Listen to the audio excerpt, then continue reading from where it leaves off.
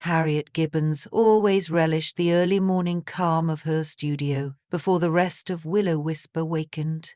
Situated on the outskirts of the village, in a refurbished carriage house, her modest workspace held rows of tall windows that let in abundant natural light.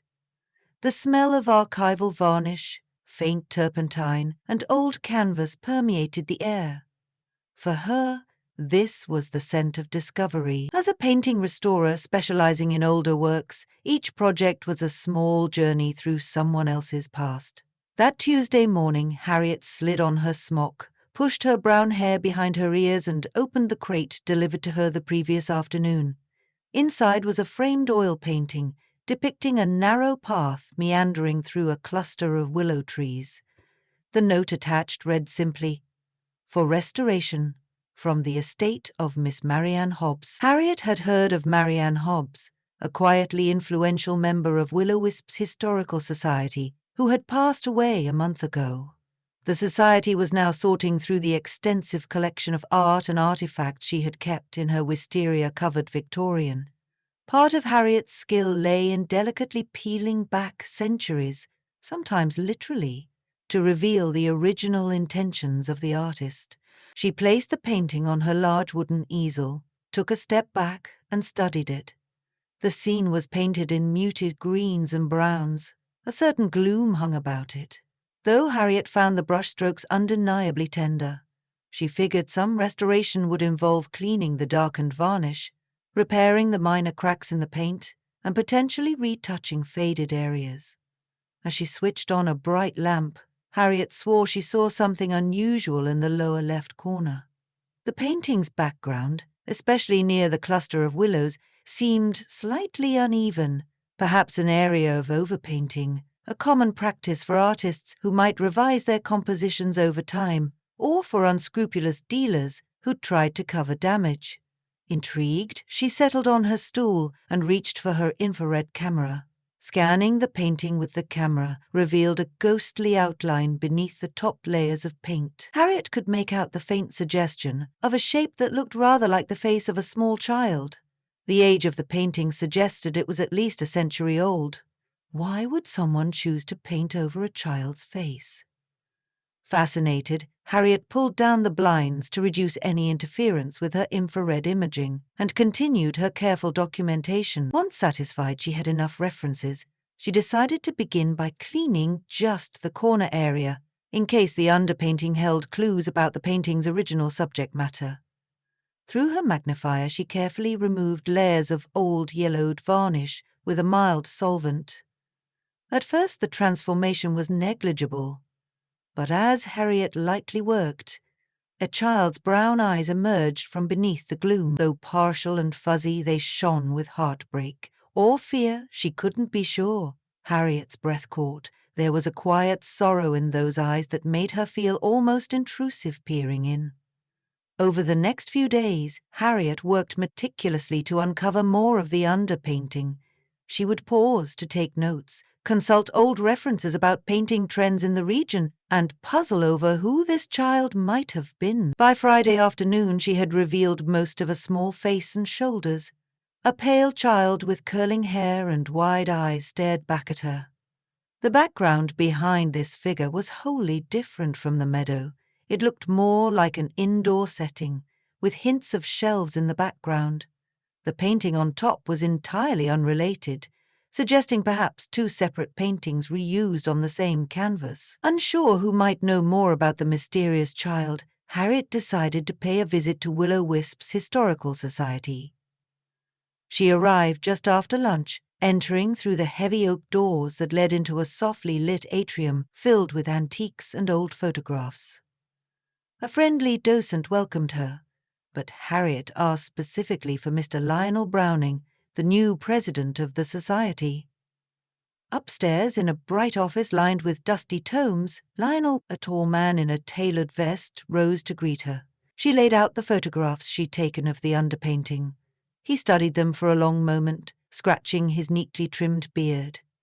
Marianne Hobbs had so many items in her collection, he mused. I only wish she'd left a more thorough inventory. Perhaps Miss Violet Fairchild, Marianne's best friend, might know more. Lionel took Harriet down a short hallway to an archival room that smelled of old paper and meticulously filed records. They began searching for any documentation of a painting featuring a child. An hour passed, combing through ledgers, diaries, and letters. Lionel frowned as he reached a thin file labeled Portrait of Unknown Child. "This might be something," he said, handing the file to Harriet. Inside was a single sheet of paper referencing an unidentified painting rumored to be from the 1890s. The note read, "Child from Willow Wisp Orphanage disappeared." The orphanage, Harriet recalled, had been defunct for decades. The file ended abruptly, with no further explanation. That evening, Harriet locked up her shop, but her mind churned with curiosity. A painting layering two entirely different subjects was odd enough, but an orphan's disappearance. The next day, Harriet took a short walk from her shop to the Willow Wisp library, hoping to find old newspapers that might shed light on a missing child from that era. She was met by the librarian, Miss Linda Pepper, a retired teacher with silver-streaked hair. Miss Pepper pulled out several archival boxes from the library storeroom. Harriet spent a few quiet hours flipping through yellowed broadsheets and tattered clippings. Eventually, she stumbled on a mention from 1893, "Local orphan missing, town divided." The article was short, the printing faint. It named the child aged around 5 as Elizabeth, with no last name given. She had resided at the Willow Wisp orphanage and had supposedly been adopted. But a teacher at the orphanage reported that the child vanished with no formal adoption records. The teacher was suspicious but refused to speak further to the reporter. Heart-pounding, Harriet examined the child in the original underpainting once more in her mind. It was difficult to confirm if it was indeed this Elizabeth. The child Harriet had partially uncovered had no distinctive birthmark or scars that the article mentioned, but there was a line about large, sorrowful brown eyes. Harriet couldn't help but think of those eyes she revealed under the paint. The next morning, Harriet was carefully back at her easel, removing more layers from the underpainting. She meticulously worked around the figure's torso and the background. That's when she found the faint outline of a piece of parchment in the child's hands. Perhaps the girl had been painted holding some meaningful document, reminiscent of a portrait style from that era where children posed with personal or symbolic items. Harriet started suspecting the original painting could have been a commissioned portrait, then for some reason painted over with the tranquil willow scene. But why bury one painting under another? She planned to reach out to Miss Violet Fairchild, Marianne Hobbs' best friend, who might shed light on what Marianne knew about this ominous piece. Violet lived in a rambling craftsman home wrapped in climbing roses. When Harriet arrived, Violet greeted her warmly, a crocheted shawl draped around slender shoulders. "I can't say Marianne ever mentioned that specific painting," said Violet, leading Harriet into a cozy sitting room that smelled of peppermint tea. She collected so many things, especially local relics. She was quite fond of anything connected to children's history in Willow Wisp. It was one of her fervent interests. Harriet described the painting, the discovered underpainting, and the possibility of the missing child Elizabeth from late 19th century press clippings. Violet's delicate features crinkled with concern. Marianne did mention something about unusual adoption practices in Willow Wisp's past. Apparently, after the orphanage closed, records went missing. Marianne believed some children never reached the families they were said to have gone to. She suspected unscrupulous figures were involved, perhaps even forging adoption documents. Violet sighed. It's possible that painting was part of the story. As Harriet sipped her tea, she noticed a framed photograph on the mantel showing Marianne, Violet, and a petite older woman with striking eyes. Harriet recognized her. That was Lucinda Hawthorne, a local genealogist known for her encyclopedic knowledge of Willow Wisp's families. Perhaps Lucinda could help her connect the dots. Harriet contacted Lucinda and arranged a meeting at the genealogist's small, organized office behind an antique shop. Lucinda greeted her with a gentle handshake and bright curiosity. Harriet laid out her photos and findings. Lucinda's eyes widened. "I've come across mention of a child named Elizabeth, just Elizabeth, who was said to have been somehow shielded from official records. Every so often, families in Willow Wisp would add a new child who didn't quite match up to official birth registries, some feigned distant cousin relations, or took in children under questionable circumstances. I always suspected the orphanage was used to launder these adoptions, but evidence is scarce. This painting may be our biggest clue yet." While Harriet felt a twist of excitement at the detective work, she also felt a pang of dread. She was no professional sleuth and had no desire to unearth dark secrets that might upset living descendants. But something about the child's sad, solemn stare compelled her to continue. The deeper she delved into the portrait, the clearer it became. The child was holding a slip of parchment that might have been a page from an adoption certificate, or perhaps a letter guaranteeing her future. From old genealogical notes, Harriet learned that Willow Wisp Orphanage was run by a woman named Olivia Winters, rumored to have connections to prominent townspeople. Following a hunch, Harriet visited the now abandoned orphanage. A 3-story brick building, its windows boarded up, stood at the far edge of town behind tall pines. Weeds spilled from the cracked sidewalk leading to the locked front doors. Harriet found a side entrance broken open, likely by teenagers over the years. Inside, a dank air met her, full of mildew and rotting wallpaper. Shafts of light from shattered windows across dusty floors made the place feel like entering a forgotten memory. She crept into what might have been the main office, scanning the corners for anything left behind. Amid sagging shelves, Harriet eventually uncovered a file cabinet with drawers rusted shut. She pried one open using a screwdriver from her purse. Inside were crumbling pages of rosters and a few scattered notes. She carefully extracted them, mindful that even a breath could turn them to dust. Most were illegible from water damage, but she spotted a scribbled name, Elizabeth, placed out of state. Next to it, a reference to the year 1893. Splotches of mold and missing edges made the rest unreadable, but Harriet felt a triumphant chill. This matched the time period of the missing child. In the week that followed, Harriet dedicated what free time she had to continuing the gentle restoration of the underpainting. She coaxed out subtle details in the child's face, her clothing, and the slip of paper. The child wore a simple white dress with tiny lace at the collar. The more Harriet revealed, the stronger the emotional charge she felt from the painting. It was as if Elizabeth were silently speaking through the centuries, pleading for her story to be told.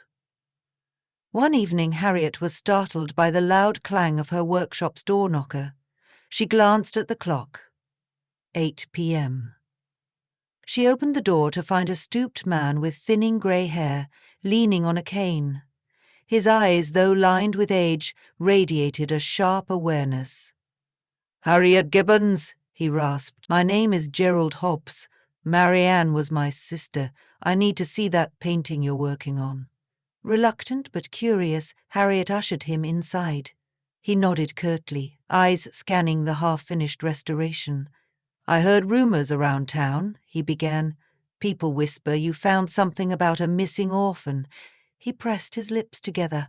"My sister researched local adoptions for decades. She believed our grandfather had, knowledge of such events. It was a sore spot in our family." Gerald's gaze drifted to the child's eyes in the painting. He seemed genuinely unnerved. "I'm not sure what this all means, but if you find anything that tarnishes my family name, I'd appreciate the chance to see it first." With that, he gave Harriet his card and shuffled out into the night. Harriet turned the card over in her hand. She felt a tension, an unspoken warning, perhaps. This chance to see it first might as well mean he'd prefer to squash any scandalous revelations, yet Harriet believed transparency was key. She decided to note Gerald's request but continue her inquiry independently. The next day, Harriet noticed Miss Pepper, the librarian, had emailed her. She'd uncovered an ad from an 1893 local newspaper. Wanted, family of good character to adopt a small girl. Listed as the contact was Miss Olivia Winters of the Willow Wisp orphanage. Harriet recognized the name from the water-damaged records she'd found in the building. The ad was placed just weeks before the child went missing. Harriet's suspicion grew that perhaps Elizabeth was promised to a specific family, but was quietly siphoned elsewhere. If local rumor claimed the child had had no official adoption records, it might point to backroom dealings. In Harriet's amateur detective mind, a theory began to form. People in power, or families of some influence, might have arranged underground adoptions that bypassed normal protocols or legality. The painting's hidden portrait could have been created to commemorate the child's presence before she was taken away, or it could have been a partial record of wrongdoing. Then, years later, someone tried to bury that evidence, literally, under another painting. As if to confirm her suspicions, Harriet found a small monogram in the corner as she removed more of the top layer. O.O.W. For Olivia Winters. She was likely the painter of the portrait. Local law mentioned that Miss Winters was an accomplished amateur painter, capturing the children in the orphanage so they had some tangible memory of who they were. Perhaps Elizabeth's portrait was painted, then intentionally concealed for reasons unknown. The more Harriet learned, the more Willow Wisp's cozy veneer seemed to crack, revealing tangled roots beneath. But it wasn't enough just to suspect. She needed to communicate these findings. She scheduled an impromptu gathering at her studio. Lionel Browning from the Historical Society, Miss Violet Fairchild, Lucinda Hawthorne, and, to Harriet's mild surprise, Miss Pepper from the library. She also invited Gerald Hobbs, deciding transparency would be best. That Saturday afternoon, they all arrived and seated themselves in Harriet's airy workspace. The portrait, half revealed, was propped on the easel. The child's face was now fully visible, though Harriet had not entirely removed the top painting from the background. Harriet explained what she had uncovered, the references to Elizabeth's disappearance, the evidence of a possible unscrupulous adoption system, and Miss Winters's likely role as the painter. Lionel frowned with dismay. Marianne was on the brink of unearthing this, it seems. Perhaps she didn't live long enough to see it through. Gerald kept his eyes fixed on the painting. Our grandfather was rumoured to be involved in local politics at that time. My sister Marianne suspected he helped destroy certain records, but she never had proof. Lucinda spoke next. For so many years I've researched local genealogies, only to find suspicious dead ends around 1893. This is the strongest hint of a cover-up I've come across. Elizabeth may have been spirited away under false pretenses, or placed in a wealthy family that wanted a child without paperwork. We may never know the exact details, but at least we can shed light on the truth that it happened. Looking distressed, Violet Fairchild asked, "Which begs the question, do we make these findings public, or do we bury them again? Some families in Willow Wisp might not welcome an old scandal." A thoughtful silence followed. Harriet looked again at the painting. The child's expression was pained but determined, as if yearning to be recognized.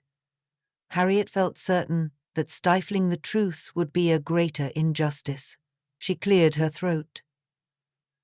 "I believe Elizabeth's story deserves to be told, regardless of the potential embarrassment it might cause certain families.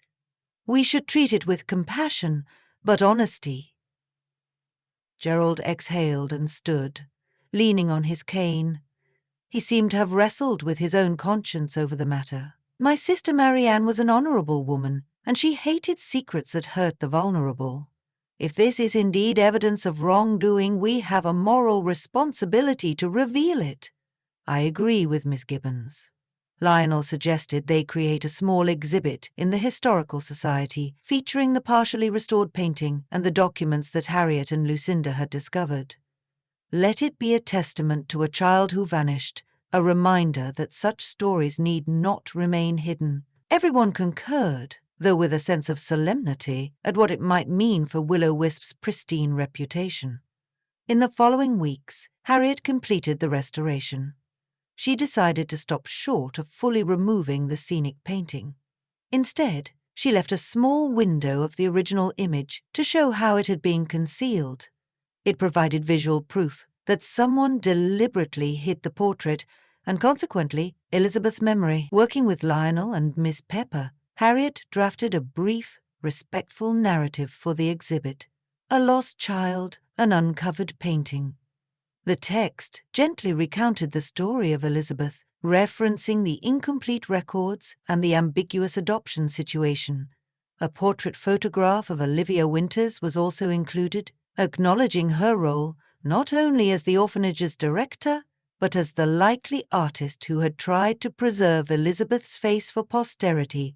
Visitors would grasp that sometimes the tragedies and failings of a quaint town's past lie quietly under layers of paint.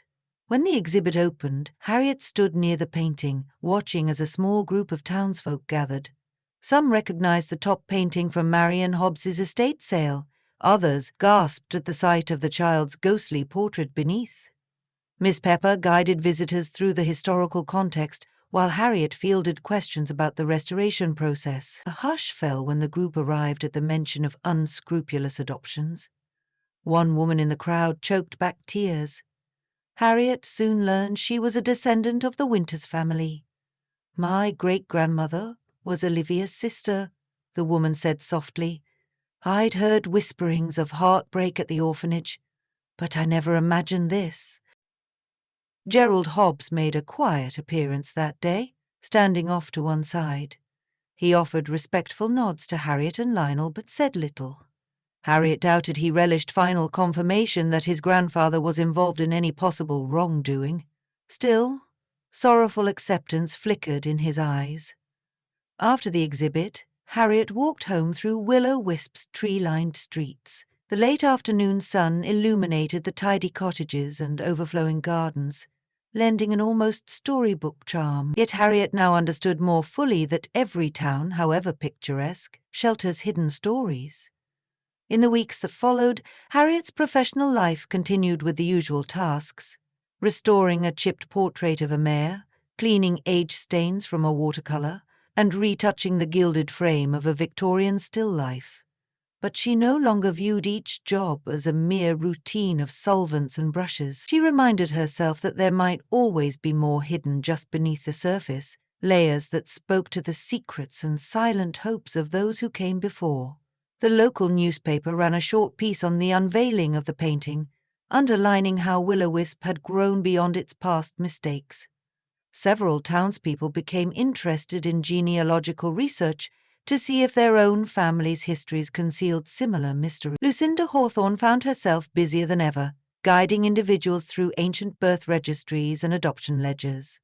She confided in Harriet that she'd discovered new references to children who might also have been adopted under questionable circumstances. "It seems Elizabeth was not the only one," Lucinda said, "but at least now the community is more open to acknowledging it." On a balmy evening, Harriet stood at her studio window, gazing out at Willow Wisp's lamplit main street. In the sky overhead, dusk merged into night. Star by star, she thought of Elizabeth, that small child cradling a slip of parchment in her portrait. Harriet wondered what became of her afterward. Did she find a good home? Did she live a full life far from Willow Wisp, never realizing her mysterious beginnings? She would likely never know, and perhaps the child herself never knew. While Harriet had restored countless works, this one resonated differently. She'd found not just brushstrokes from eras past, but a living echo of someone who had slipped through the cracks of official records. The painting, hidden behind a pastoral facade, had been a silent witness all along. In time, the painting found a permanent home in the Historical Society's gallery. The Society mounted a small brass plaque beneath it. Portrait of Elizabeth, circa 1893, believed to be a missing orphan from Willow Wisp's past, uncovered and restored by Harriet Gibbons. The rest of the text gave a concise version of the story. enough to spark curiosity without sensationalism. Many who visited found themselves deeply moved, some left with tear-brimmed eyes. Parents would glance at their own children and feel a flood of gratitude. Those interested in tracing genealogical lines made immediate appointments with Lucinda. Teachers brought middle school classes, sharing it as a cautionary tale about how easily the vulnerable can be forgotten. Harriet became something of a local hero, though she felt a bit embarrassed by the attention when a local reporter tried to sensationalize the adoption scandal. Harriet and Lionel quickly clarified that the historical record was incomplete and complicated, requiring sensitivity. The real heart of the story, they insisted, was compassion for a child lost in a flawed system. Amid the swirl of community reflection, Harriet found her life returning to a gentle routine. She'd open her workshop each morning, greet the beams of sunlight, and recommit herself to the craft. Yet, she held a deeper appreciation for the stories that paintings could hold. No longer just aesthetic objects, but genuine glimpses into human narratives. Sometimes, Harriet would revisit the painting at its new exhibit home, standing briefly in front of the portrait portion. She still felt that subtle ache when she met the child's eyes, but now, instead of heartbreak, she felt a sense of consolation. Elizabeth's story had been given a chance to breathe. Whatever darkness surrounded her disappearance, Harriet had brought forth a measure of honesty and light.